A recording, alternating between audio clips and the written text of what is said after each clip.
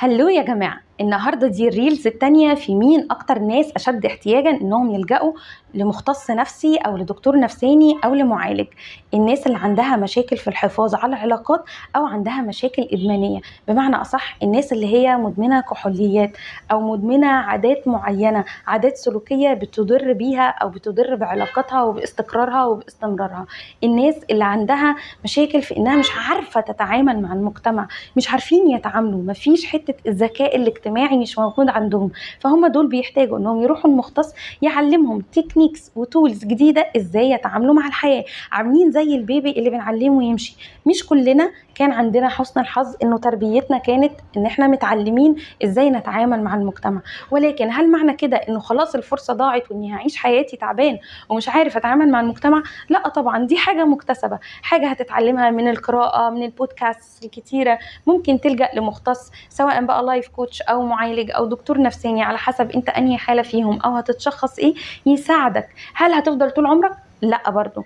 طيب في حالة ان انت مدمن، في حالة انه انت شخص بتبقى بتحب شريك حياتك قوي او شريكة حياتك وبتخون، هل هنا كل الناس اللي بتخون هي ناس وحشة؟ لا، اوقات كتير بيكون في حاجات في الطفولة هي السبب اللي بيخلي الشخص ده يخون.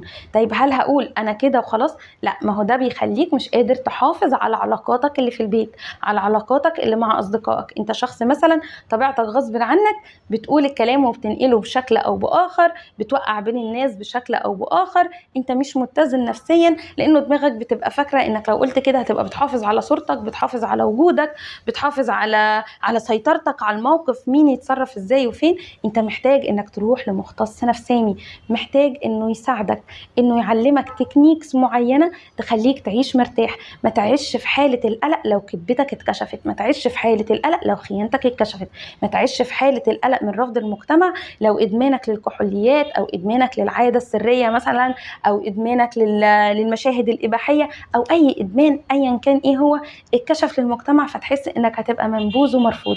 خليكم معايا الريلز الجاية او الفيديو الجاي هقول لكم مين تاني اشد احتياجا انه يروح لدكتور او لمعالج او لمختص نفساني.